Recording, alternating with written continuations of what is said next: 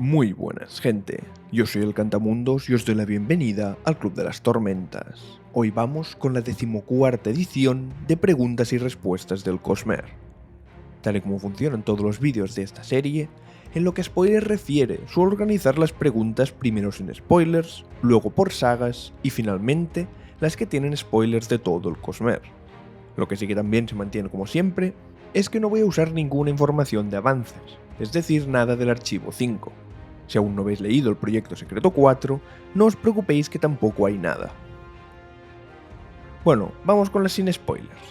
Empezaremos con dos que van un poco juntas. La primera es de Javi Legend y técnicamente no es una pregunta, pero comenta que le gustaría que hiciera vídeos recordatorios de preparación para el archivo 5.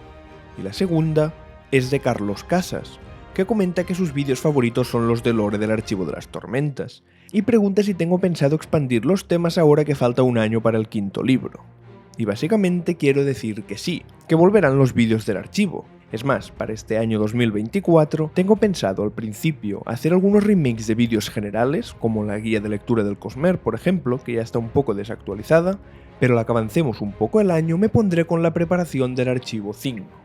Para los que llevéis más tiempo aquí, hacía más de 3 años hice una serie de vídeos a modo de preparación para el ritmo de la guerra, en los que hablaba de heraldos, caballeros radiantes, spren, cantores y así.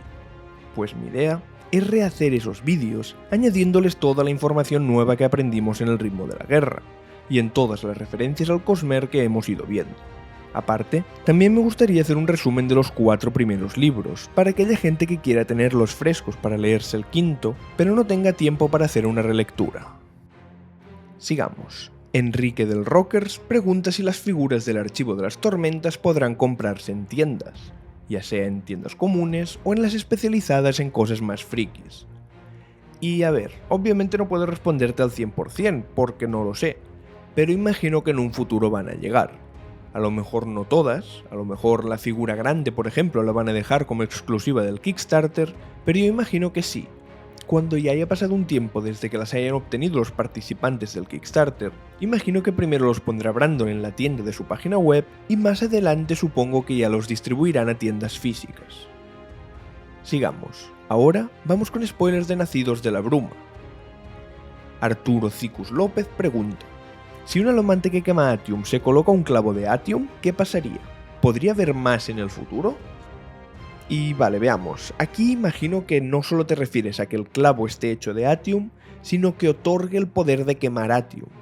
Si es así, la respuesta es que seguramente sí, porque hemos visto ya un caso similar, concretamente el de Vin, quien podía quemar bronce por ser una nacida de la bruma, y además, gracias a su pendiente, que era un clavo malúrgico que otorgaba el poder de quemar bronce, tenía esa habilidad aumentada, por lo que sería normal pensar que ocurriría lo mismo con cualquier metal. Siguiente. Alexis Vázquez Ponce pregunta cómo afectó el ascenso de armonía a la alomancia, ya que le da la sensación de que con la alomancia de la era 2 se pueden hacer más cosas que con la de la era 1. Y a ver, es cierto que Armonía modificó cosas, como por ejemplo la forma en que una persona rompía para convertirse en alomante, haciendo que ahora ya no fuera necesario algo tan violento como en la era 1. Aún así, lo que comentas de que da la sensación de que se pueden hacer más cosas, aparte obviamente de los nuevos metales, es por los nacidobles, ya que en todas las manifestaciones de investidura, cuando combinas más de una, ocurre lo que se llama la resonancia, que básicamente es que surge un poder extra aparte de la suma de los dos.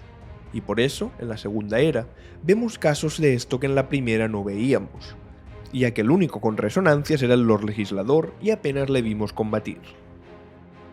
Sigamos. Ahora vamos con los spoilers del archivo de las tormentas. Pablo Jiménez Núñez comenta que recuerda que en Juramentada se hace mención a que cada orden de radiantes desarrolla sus capacidades en distintos juramentos, acceso a potencias, a la espada y a la armadura. Pregunta si lo recuerda bien, y pregunta si esto implica que el hecho de que Shallan tenga ya armadura nos está diciendo que ha dicho 4 verdades. Respecto a esta vamos por puntos. Primero de todo es cierto lo que comentas, y que además depende de cada orden. Lo que es más claro de lo que hemos visto hasta la fecha es con los corredores del viento, por ejemplo, que en el primer ideal pueden usar ya las 2 potencias, pero tienen que esperar hasta el tercero para la espada y el cuarto para la armadura. Pero en el caso de los rompedores del cielo, en cambio, hemos visto a Seth jurar hasta el tercer ideal y aún ni siquiera tenía un Spren. Además, ya que preguntas por Shallan, tengo que decirte que Brandon ha hecho mucho hincapié en que los tejedores de luz son totalmente diferentes a las otras órdenes, ya que sus ideales no van uno detrás de otro, por lo que aún sabemos menos sobre ellos. Sigamos y pasemos finalmente a las preguntas con spoilers de todo el Cosmere. Julie Bravasarias nos habla de Foil, ese personaje que menciona Chris al final del Ars Arcanum del ritmo de la guerra, que está en el fondo del océano estudiando los éteres, y pregunta si podría ser Chisis, el dragón de trenza.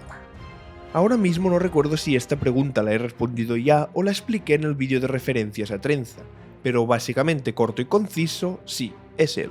Mucha gente lo sospechó después de la salida del libro, y Brandon lo acabó confirmando cuando se lo preguntaron en un preguntas y respuestas suyo.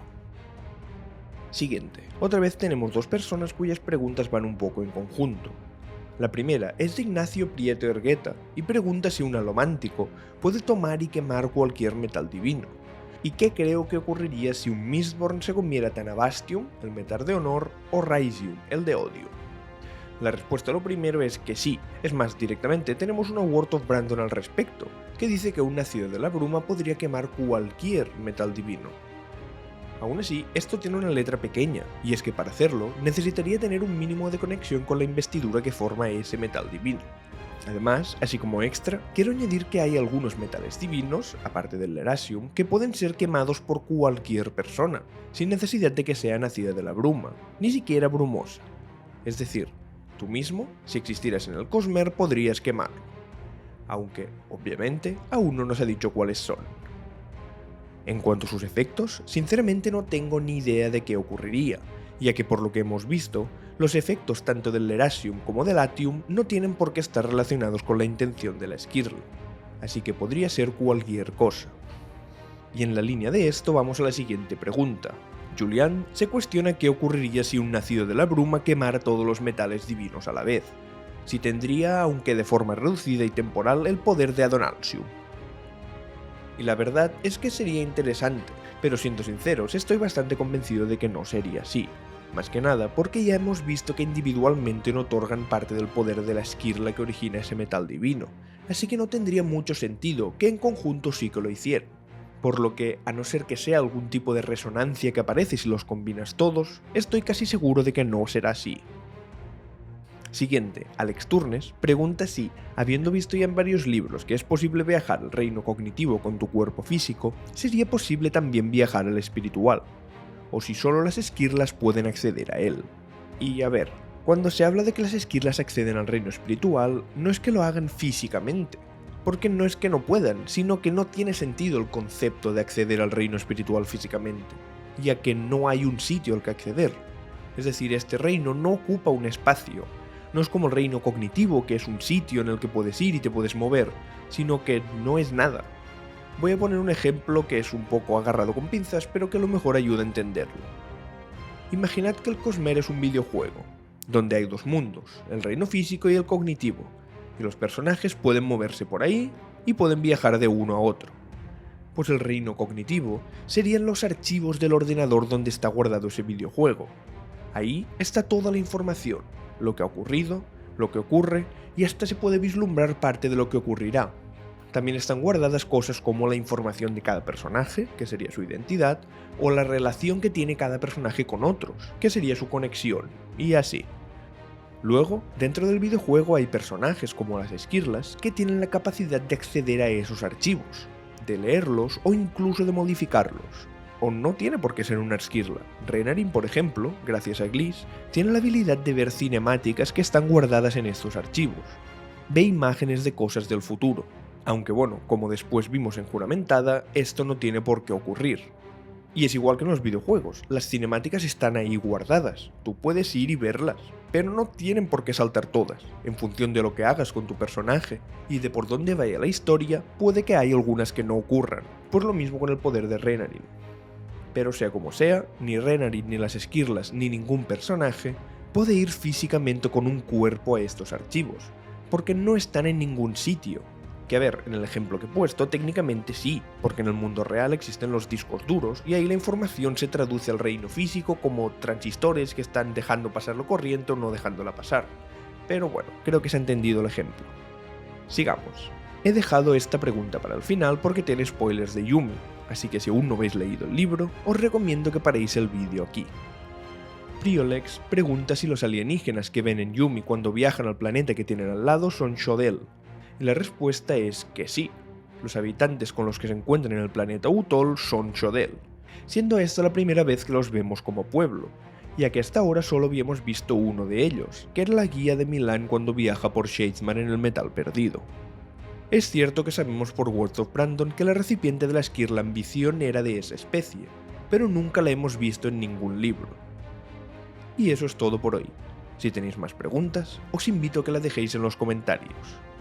Antes de acabar, quiero recordaros que mañana domingo 29 a las 6 de la tarde hora de España, tendremos el club de lectura de la primera mitad del Hombre Iluminado con Tamara y Ángel de Cosmer.es. Pues, hasta aquí el vídeo. Si os ha gustado, compartidlo para que cada vez seamos una comunidad más grande. Un saludo y recordad, read and find out, leed y descubrid.